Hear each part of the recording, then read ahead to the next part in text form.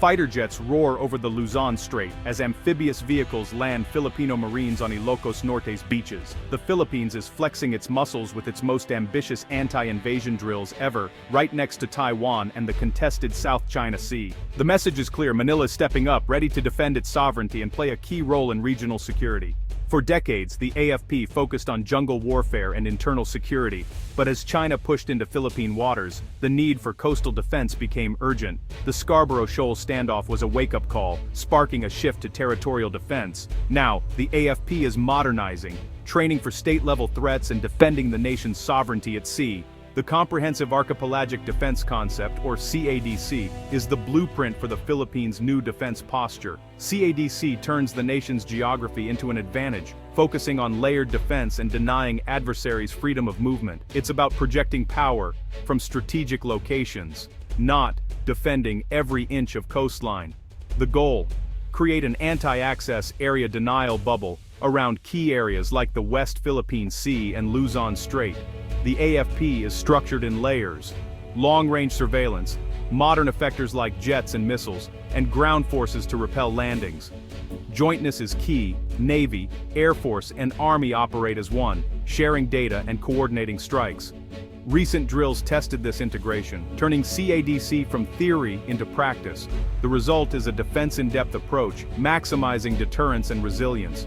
The CADC is ambitious, but it's transforming the AFP into a modern, networked force. The Philippines is building a fortress, one that's flexible, layered, and ready for the challenges ahead. The CADC provides the strategy, but the revised AFP modernization program delivers the tools. Now in its most ambitious phase, Horizon 3, the AFP is acquiring advanced weapon systems to make the CADC real. The Navy is moving beyond second-hand ships, aiming for new frigates, corvettes, and, most notably, its first submarines. Submarines will give the Philippines a stealthy edge, denying sea control to larger navies. The Air Force is set to acquire multi-role fighters, finally entering the supersonic age. These jets, along with new patrol aircraft and air defense systems, will secure the skies and seas. The Army is adding BrahMos anti-ship missiles and modern artillery, transforming from a counterinsurgency force to a coastal defender. This modernization is about more than hardware. It's about building a credible, layered deterrent. The AFP is becoming a force capable of defending the archipelago from modern threats. The shield is being forged, one system at a time. The AFP's transformation was on full display during the massive Dagat Langit Lupa, or Sea-Sky Land exercises in Northern Luzon. These provinces face the Luzon Strait and Taiwan, a strategic hotspot for global commerce and potential conflict. Thousands of troops from every branch participated, simulating a full-spectrum response to invasion. Army, Marines, Navy, and Air Force worked together, intercepting enemy fleets, contesting amphibious landings, and coordinating fire from land, sea, and air. The drills tested everything from high-level planning to tactical execution on the ground. Civilian agencies, Coast Guard, police, and local governments were integrated, highlighting a whole-of-nation approach. The message: defending the archipelago is everyone's responsibility. These weren't just war games, they were a national statement of resolve. The exercises proved the AFP's growing joint capabilities and readiness for real-world threats. Northern Luzon became a rehearsal stage for the defense of the homeland. The nation is preparing together for whatever may come. A modern military strength lies in integration, not just firepower. The recent drills broke down barriers between Army, Navy, and Air Force, forcing them to operate as one. In Ilocos Norte, Marines stormed beaches with air and artillery support, all coordinated in real time. Air Force jets softened defenses, while Army artillery provided covering fire. Timing and communication were everything. Maritime strike exercises saw Navy frigates sharing target data with Army BrahMos missile batteries, extending sea denial far offshore. The Coast Guard joined in, blurring lines between military and law enforcement, crucial for gray zone confrontations. Police and reservists secured rear areas, showing a holistic approach to national defense. These joint operations are the heart of the CADC, cross-domain, flexible, and fast. The AFP is learning to fight as a single, seamless force. Integration is no longer a goal, it's becoming reality. The Philippines is building a military that can meet any challenge together. In a dramatic twist, the anti-invasion drills were interrupted by a super typhoon barreling into northern Luzon. Suddenly, the AFP shifted from war games to real-world disaster response. Troops and equipment pivoted instantly, amphibious vehicles delivered aid, Navy ships sheltered boats, and Air Force helicopters evacuated civilians. The typhoon tested the AFP's flexibility, logistics, and command under pressure.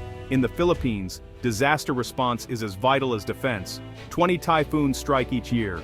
The military's dual role builds public trust and support for modernization. Soldiers are seen not just as warriors, but as lifesavers. This dual capability is essential for national resilience. The AFP's modernization is making it a first responder as well as a defender. In crisis, the line between soldier and rescuer disappears.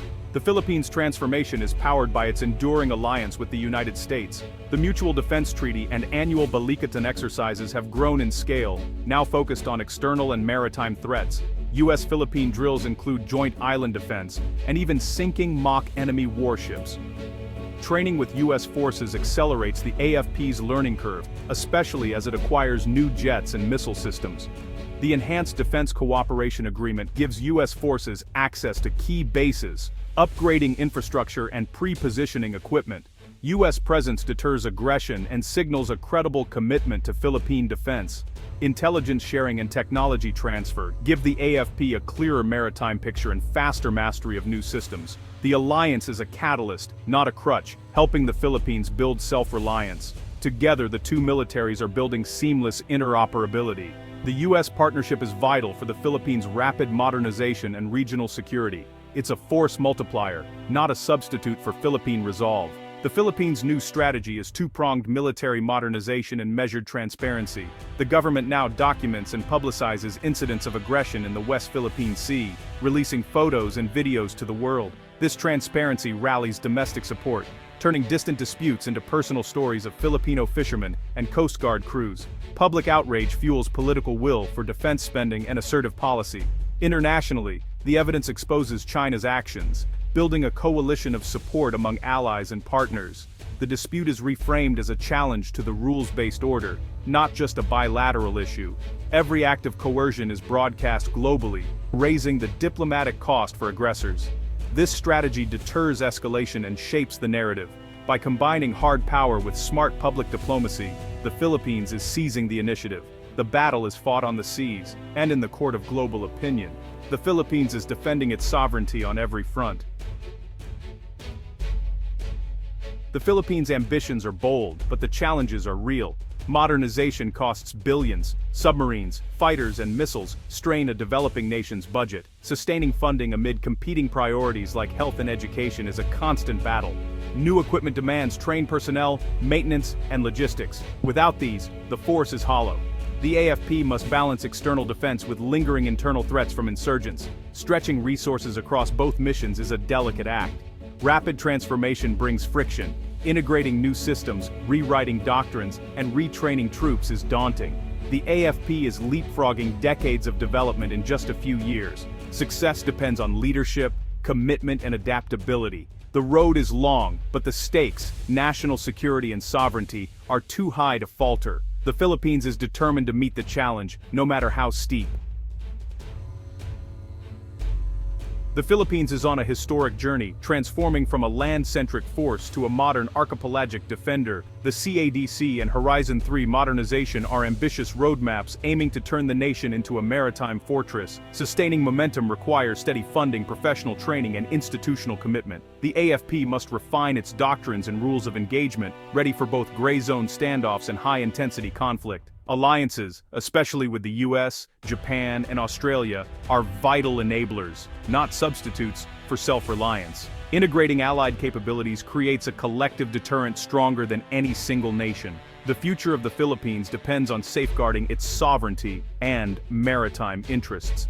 The path is tough, but the nation is resolute. The roar of jets and splash of amphibious vehicles are the sounds of a country standing guard, determined to secure peace and freedom for generations to come.